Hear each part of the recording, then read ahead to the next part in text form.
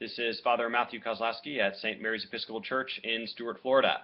Actually, right now I'm not at church. I'm sitting at home at Maria's tea table with my cup of tea and wooden pastries. Danielle and her mom went to the Ash Wednesday service at noon, and so I'm here keeping an eye on things until they get back. So how about 3 things for Ash Wednesday, which is today? Number 1, are ashes mentioned in the Bible? Well, sure enough, they are. Sackcloth and ashes are the 2 phrases that often go together, and they are symbols of grieving and mourning, mentioned in the Old Testament and at least once by Jesus in the New Testament. Sackcloth is something rough worn on the skin like burlap, and ashes are put on the head and the hair. It's gritty, it's rough, it's raw. And anyone who's been through grief knows that that's exactly what grief feels like. It's rough and raw. It's real life, as I often say. Okay, number 2. Where do the ashes come from for use on Ash Wednesday? Well, many folks know that they are from the palms from the previous year's Palm Sunday that are burnt down to form the ashes, and that's actually a tradition that's been going on for hundreds of years.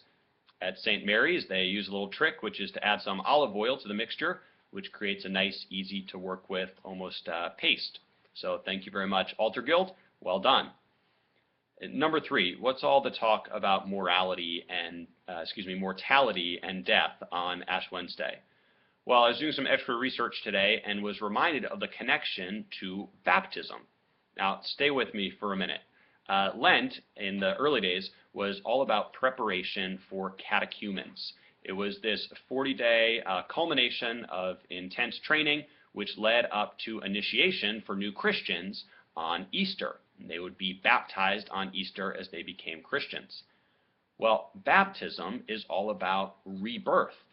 We die with Christ in baptism, and we are reborn, both in this life as we live into the kingdom of God and in the life to come when our bodies will be resurrected.